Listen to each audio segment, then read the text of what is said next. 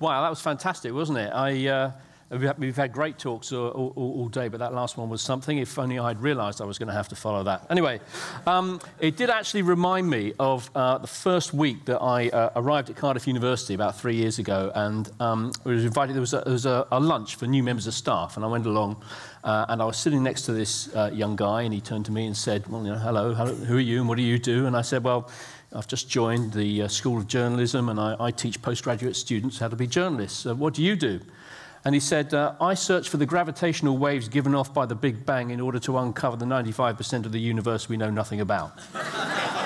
So, okay, you win. You know, I mean, I'm fine. I mean, so you just imagine, you know, you're at a dinner party and you're sitting between him and me. Do you want to talk about the Big Bang and the origins and creation, or do you want to talk about Section 5 of the Defamation Act? Which way are you going to go? You know. But the interesting thing is that actually, as abstract and theoretical as the Big Bang and gravitational waves sound, there is real evidence, so I'm assured, that it happened, that it was real. There's actual evidence that points in that direction, at least, which, of course, isn't true of everything that we talk about and read about and see these days.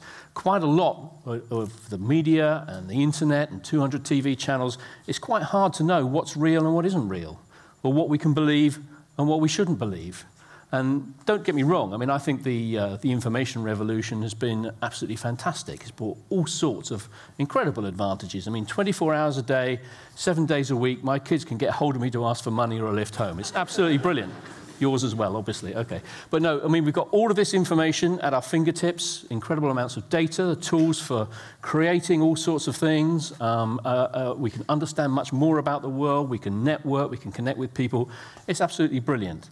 But it does bring some disadvantages as well, which isn't surprising because it's a huge social and economic shift, and those kinds of changes always bring problems as well. So, I mean, if we think back 150 or so years ago, there was the Industrial Revolution, which changed Britain and changed the world and built, of course, largely on coal and steel from here in South Wales. But, you know, it also brought some problems. It brought pollution and it brought smog, and that had to be dealt with in its own terms, in its own way, by changing the way things were made, by changing behaviour, by the Clean Air Act and things like that in the end. Today, it's the information revolution which is changing the world and bringing all sorts of benefits, but it's also bringing some problems. There's something that I want to call information smog. And what I mean by information smog is the amount of data, the amount of stuff that's out there, but quite a lot of it is a problem. Quite a lot of it actually traps heat, the argument, the debate, the snarkiness that you get online, and it blocks light, it blocks sunlight, it blocks things that are going to illuminate the way the world is and explain things to us.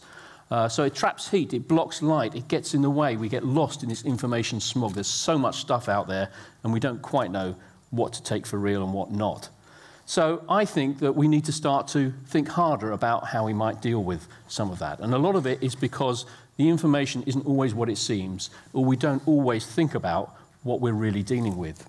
So let me just give you some examples. There's lots of different kinds of information that perhaps we need to think harder about.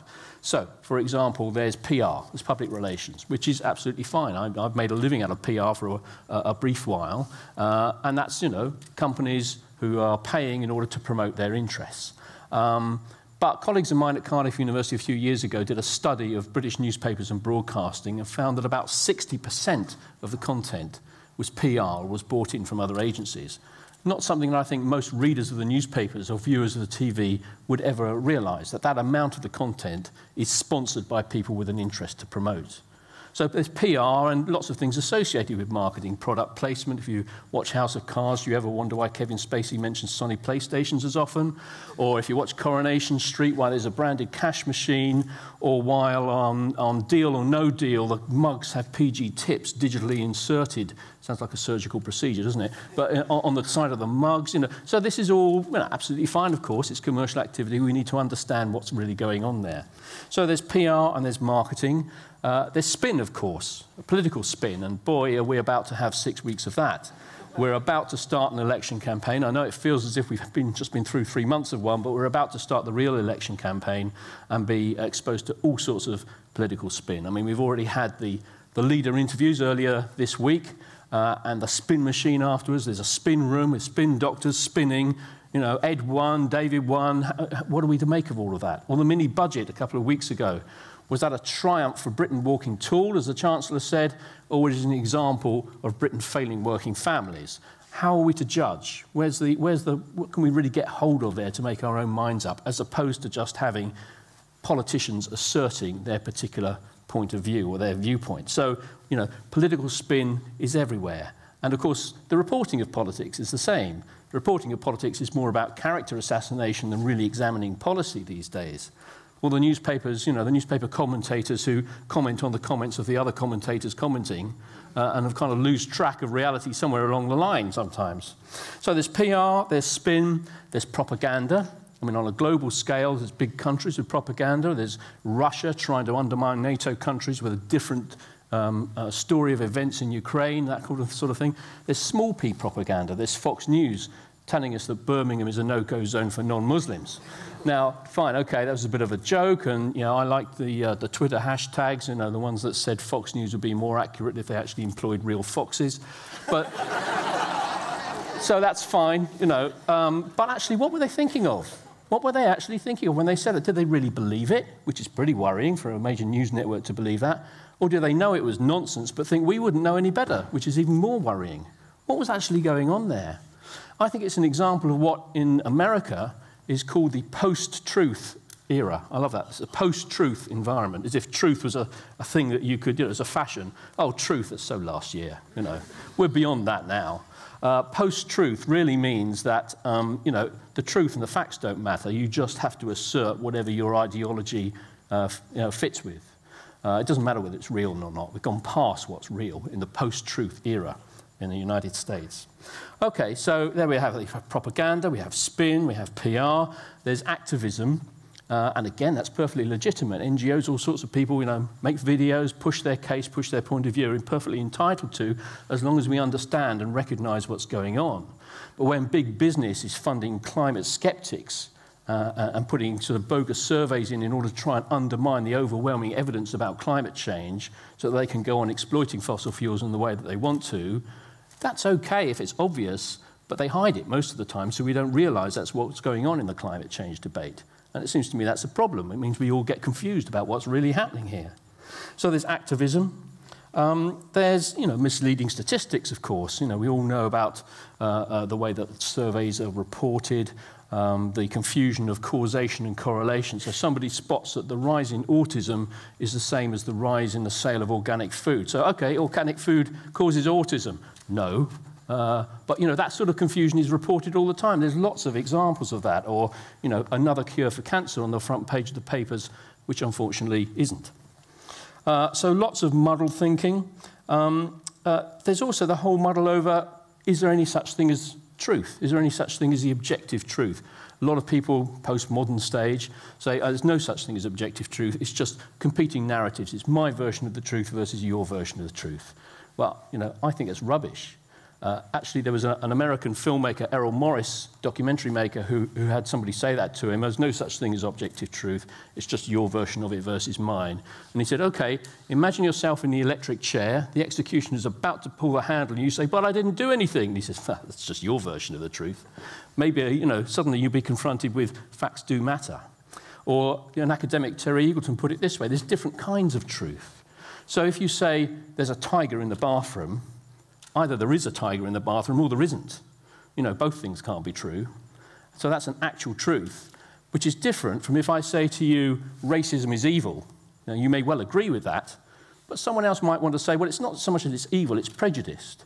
Or, you know, it's a symptom of a lack of education or a lack of proximity, and that's not quite the same as evil. It's a point for discussion and debate, even though you might believe it's true that racism is evil. These are different kinds of information that get confused every day and all the time. And I think that confusion starts to get all of us confused about what's happening in the world and how we think about it. There's other things. There's infotainment, you know, 10 greatest cat videos. Let's click on another listicle, all of which is great fun. You know, if people want to do that, that's fine, as long as they realize what it's really doing is generating user data for people to sell other things to them. And as long as they know that, then fine, go ahead and have fun. But not everybody realizes that sort of thing. There's what's called digital obesity these days, where people spend so much time on social media, so much time on their smartphones, you know, and I'm as guilty of that as anybody, it becomes as addictive as sugar. They get lost in the digital smog because it's so kind of compelling out there. So there are all of these different kinds of information which obscure things, and the very volume of digital information can obscure things. We don't realize what we don't know, as Donald Rumsfeld might say. You know, we don't realize how little we know about China or North Korea or parts of Russia, or we forget that great issue that everyone was concerned about 2 weeks ago has kind of slipped away from the headlines unresolved because there's so much other stuff to distract us. We're so distracted we let go of actually following things through or realizing there are gaps in our knowledge. So all of these things, I think, are real problems. And we live at a time where it values immediacy and impact and volume more than it values accuracy. We live in an attention economy where everybody's vying to get a little slip of our attention to sell us something or persuade us to behave in a certain way. But the currency, information, is a debased currency. And I think that's going to become more and more of a problem for how we live our lives. So what are some of the consequences of this? Well, there was an Ipsos Mori poll not very long ago which was written up as everything that Britons know is wrong, which personally came as a great relief to me. I mean, I don't know about you, some of the things I know about the world can weigh quite heavily in the early hours sometimes, but actually if everything we know is wrong, well, we may as well just log off and go for a drink. It's great. But of course we can't do that. So this survey said, I'm going to have to put my glasses on if you'll excuse me for a minute. Okay, in the survey, Britons overstated the proportion of Muslims in their country by a factor of 4. People from the UK also thought immigrants made up twice the proportion of the population as they really did. Britons believed that 24% of people were unemployed, which was about 3 times higher than the actual rate. They thought the teenage pregnancy rate was about 5 times higher than actual, and on it went. So one of the problems with this information smog is we just don't know very much about the world that we live in, or we're misinformed or misled about it. You can Google things. Google airborne Ebola. Now, you know, there is no hard evidence that Ebola is transmitted in an airborne way. But if you Google airborne Ebola, you will find over 700,000 items all discussing whether it can be transmitted that way, without any evidence at all. Or you can put in the conspiracy theory of your choice. And of course, that's a big problem for the big tech companies. If you're Google or you're Facebook or something, the fact that people can't trust what turns up when they search on your site is a problem for you. So they're all busy trying to sort this out. They're busy trying to favor authoritative sources. They're busy trying to flag up fake news. But even if they, with all of their resources, can't really sort this out, then, you know, it's no wonder that we're all struggling as well. There's an American writer, Peggy Noonan, who's one of Ronald Reagan's speechwriters and now a journalist, who wrote this off the back of some conspiracy theory in the States. She said, "Here is the fact of the age. People believe nothing. They think everything is spin and lies. The minute a government says A is true, half the people on earth know that A is a lie. And when people believe nothing, as we know, they will believe anything." That's one of the paradoxes. As trust in information goes down, credulity goes up. People are prepared to believe absolutely anything at all. At a time when people should care more about the sources and the accuracy of information, they appear to care less. And one of the reasons is there's a kind of flattening out of information. It all starts to feel the same. I was on a panel discussion towards the end of last year, having a conversation like this, and a very nice and intelligent woman who runs a charity and does a great job was sitting next to me, and she ended up saying, "Look, it's only you old journalists who care about this stuff. None of the rest of us do. Get over it. You know, there's just lots of stuff out there, and we'll take what we want, and it's fine." To which I said, okay, if it really doesn't matter whether something is true or whether it's propaganda, then we may as well be in Germany in 1936, or in Rwanda before the genocide, or in Serbia before the Balkan Wars. Now, of course, we're not in anything like as extreme a position as that, but information does matter. Information can be a weapon and needs to be handled carefully.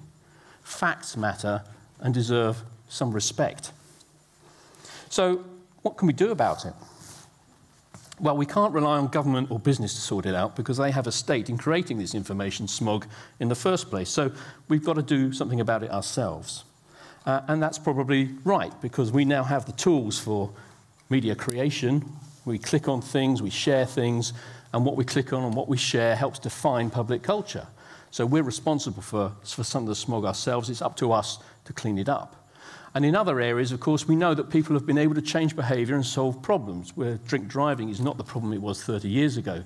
We wear seat belts now. We know we're supposed to eat 5 portions of fruit and veg. We can, in public education, sort out serious issues. So maybe we need to start thinking about what we do about the information smog. In the end, it's an issue of media literacy. And by that, I don't mean technical competence, which is how Ofcom and other bodies usually talk about media literacy. You know, who has access to broadband, who has access to this. That's not what it's about. It's about critical thinking and being able to question and challenge what you're told and having the tools to do that.